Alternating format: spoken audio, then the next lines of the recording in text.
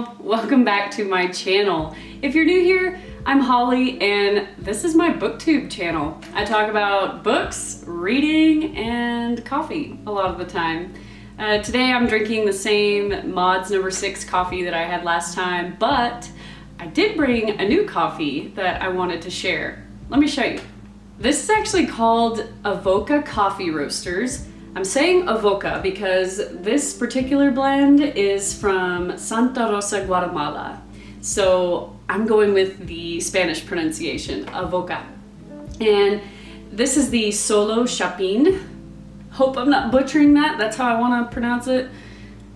Blend, and it says it has notes of almond chocolate with a smooth body. It is single origin coffee. My sister got it for me when she was in Fort Worth, I believe, at the stockyards, and they had a bunch of different vendors and things like that there, and that was including the Avoca Coffee Roasters. I have not tried it yet. It's really bougie, so I'm trying to savor it and make it last, but I'm excited to try it. It's whole bean, so I get to grind it fresh, which is always a treat. So if you're interested, look up Avoca Coffee Roasters. I hope that that is coming into focus for y'all. But yeah, go ahead, look them up, see what you think, and let's get into this video. So for today's video, obviously, you know by the title, we're talking winter-themed books. It's January, it's cold, even here in Texas. It's 65, but it's chilly, you know what I mean. So we're talking winter themed books, books that have an icy setting or a wintry setting or are chilly or snowy, or you get the drift. Snowdrift. I'm hilarious. We need to just talk books. I need to not ever be a comedian, ever. The first book I want to share with y'all is called The Great Alone by Kristin Hannah. Kristin Hannah is actually an attorney turned writer. Anytime you have an attorney who writes books or used to be an attorney and writes books, my ears perk up. Obviously, that's what I do for a living, so anytime an attorney writes a book, I'm interested. And this one is one of my favorite books of all time, and that is a big statement. But if you've read it, you know what I mean. It is absolutely excellent. And the reason it's in this video is because it has all the winter vibes. All of them. You're following a family, a mom, dad, and a daughter, mainly told from the perspective of the daughter. She's 13 when the book starts out. It takes place in kind of the 1970s, and the father is dealing with a lot of PTSD, post-traumatic stress from the Vietnam War. And it's causing him a lot of problems, as you can imagine. It's disrupting his life and his mental health, and he gets it in his head that all his problems will be solved and his family can have this great normal life if they just pack up all their stuff and move to rural Alaska. I'm not really sure why he thought that was a good idea, but that's what they do.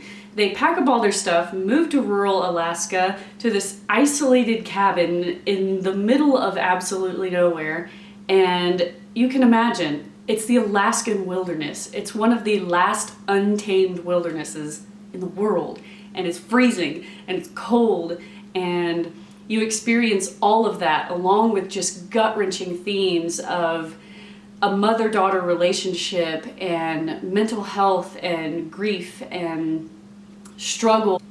Now I feel like this book could have some triggers, so look those up. All I will say is that the PTSD that the father's experiencing, the post-traumatic stress, does make him quite violent, and a lot of times this violence is towards his wife and daughter.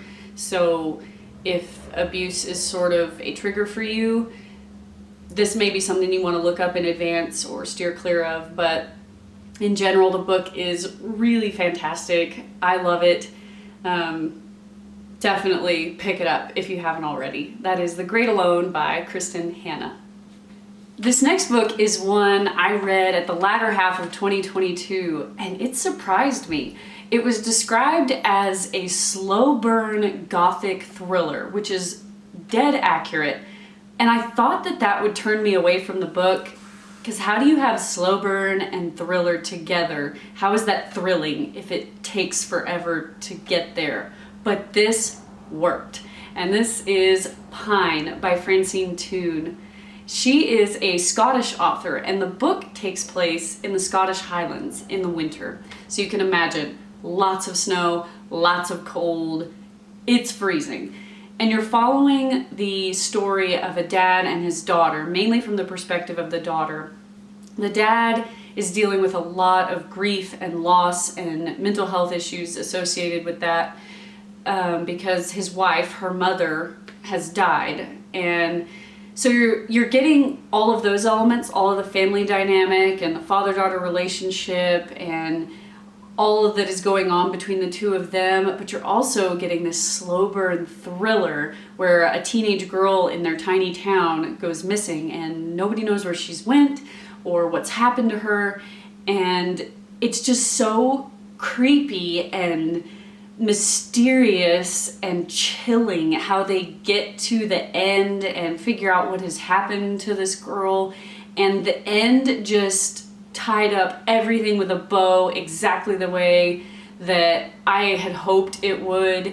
And I can't say much else without spoiling it, but it's so good and perfect for winter themed books. So that is Pine by Francine Toon. This next book has been out for a while, and if you haven't heard of it, you've probably been living under a rock. But I had to include it in this video, and that is Game of Thrones by George R.R. Martin. If you've ever heard the phrase, winter is coming, that's this book. It's all winter. It's snow and ice and castles and fantasy, and it's just a wild ride, all with winter themes and cold and snow, and it's a chunk. I mean, I'm not gonna lie, it's a lot to get through, and it's the first in a really long series. But if you haven't read it and you're up for it, I suggest it. It was a great read to get through. It's been a long time since I've read it, probably college, but I remember enjoying it, loving it, and it definitely fits the winter theme. So that is Game of Thrones by George R.R. Martin. This next book is also one that has been out for a long time, 1977 to be exact, and that is The Shining by Stephen King, one of my other absolute favorite books of all time. And essentially why it's in the winter themed books is it takes place at the Overlook Hotel, which is up in the Colorado Rockies. And there's actually a hotel there that was the inspiration behind the hotel in The Shining. And I saw it in the distance when my husband and I were in Colorado for our honeymoon, and I desperately wanted to go explore the hallways that were in The Shining. But my husband is absolutely not when it comes to ghosts and things that he cannot tangibly beat up if they're coming after him, so we didn't go to the hotel. But my mother-in-law really wants to go, so maybe she and I can take our own trip and go explore this hotel, because it is just so cool and it's the inspiration behind The Shining. And to rewind a little bit, you're centered around this family. There's a dad, a mom, and a son, and Jack is the dad, and he is hired to work at the Overlook Hotel during the winter off season. And I believe, granted I haven't read this since high school, so it's been a minute. I'm 31 now, do the math, it's been a minute. So I believe there's this winter storm and they get kind of barricaded in this hotel. They can't really go anywhere. And Jack starts to get cabin fever, which is a real thing. It's not just an expression. And he really starts losing it, and all this crazy stuff starts happening.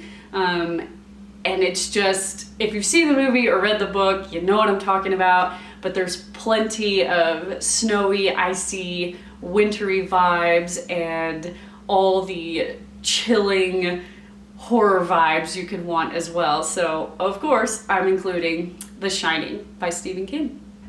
All right, don't kill me. I'm talking about this author again, but I have to.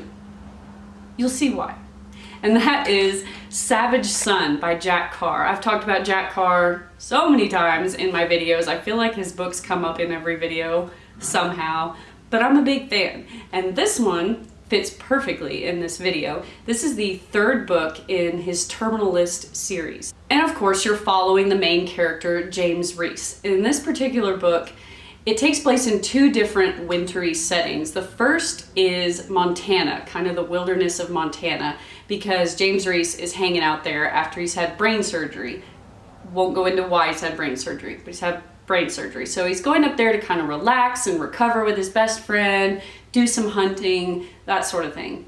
And you can imagine there's snow, he's hiking through it, he's tracking wildlife, and it's Montana, it's freezing. So you can imagine all the winter vibes there. And then the second location that takes place in this book is Siberia, one of the coldest places on the planet. So you can imagine all the snow and ice and freezing temperatures. And I mean, if you don't believe me, just look at this cover. Can y'all see that? Look at his snowy outfit, all the snow and blizzard and ice. Need I say more? I don't think so. That's Savage Son by Jack Carr. So the next few books are kind of more along the nonfiction memoir type of book. And the first one I have for you is called A Garlic Testament by Stanley Crawford. So Stanley Crawford in this book basically writes a memoir of his time on a garlic farm. And I know you're thinking, garlic farm? Where is she going with this? I didn't know this until I read this book. Garlic is grown in winter. Who knew? So you get all the winter vibes with this one, and I remember having a signed reading from this book in one of my college courses, thinking this is going to be the most boring book I've ever read, but it's not. It's actually really good. It takes place in New Mexico, which if you're not from there or you've never been there, New Mexico is not just the desert that it's portrayed to be in movies. That is like more southern New Mexico, but in northern New Mexico, it actually gets really cold. I spent a lot of time there camping and hunting growing up, so it gets really cold, trust me. And that's kind of where this takes place. And it's just a memoir of his time there, and I think you'd really like it. It's a wild card, but I'm throwing it in there because there are winter vibes, and it's a little something different. So go check it out. That's A Garlic Testament by Stanley Crawford. These next two books, like I said, are along the nonfiction memoir theme, and these two in particular are both kind of self-discovery type of books.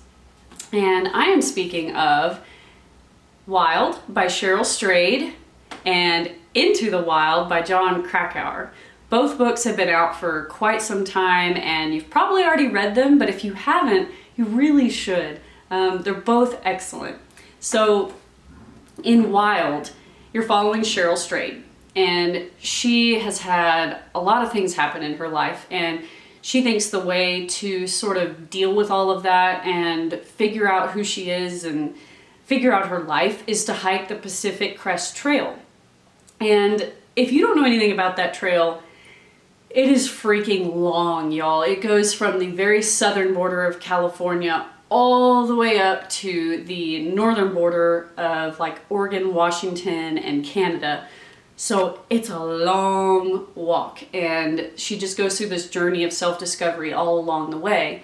And you don't really get to the wintry part until the latter half of the book, because as you can imagine, in the southern part of the US, she's not really experiencing much winter. It's pretty hot. But once you get into the Oregon, Washington, Canada portions, you start to see the snow and the winter wilderness and things like that. So I thought this was an excellent choice for our winter-themed books, and that's Wild by Cheryl Strayed. Like I mentioned, Into the Wild by Jon Krakauer is another self-discovery type of book. I believe in like the early 90s, this guy pretty much sells everything he owns, gives stuff to charity, and decides to hike all the way to Alaska.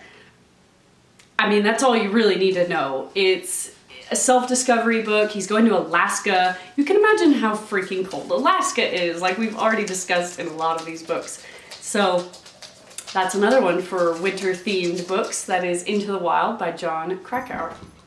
This next book is one you've already heard me talk about because it's one I'm currently reading, and that is Dreamcatcher by Stephen King. First off, the cover. I mean, winter. It doesn't get much better than that. Can y'all see it? Look at that. Winter, cabin, it fits. So, y'all have heard me talk about this. I'm currently reading it. I am on page 265, and you would think that would be quite a dent in this book, but it's not even quite halfway. So, I've got a minute to go. But I have these little page markers that I'm kind of pacing myself by to try to get through it in a week. So, we'll see if I can get there. But I included it because it takes place in the snowy mountains, and these 4 men are going hunting up there, and that's when crazy stuff starts happening. Alien invasion is all you really need to know, and it's taking place in the snow and the ice, and it's wild, and things are getting really weird, but I'm still on board, and I've got to know what happens. So, Dreamcatcher by Stephen King, go check it out. Last but not least, I decided to include a book that I actually haven't read yet. I happened to watch the movie before I realized that there was a book that it originated from, and that is Hold the Dark by William Giraldi. When I watched the movie, I think it was just a random pick on Netflix. It was weird, but I was there for it. It was set in Alaska, and so again, we've talked about Alaska a million times. This is one of those, take a drink every time I say Alaska. And because I haven't read this book, I'm gonna read you the blurb on the back so that I can more accurately describe this book. And I think you'll see what I mean, and you'll definitely see how it fits the winter theme. The wolves have come for the children of Kilut.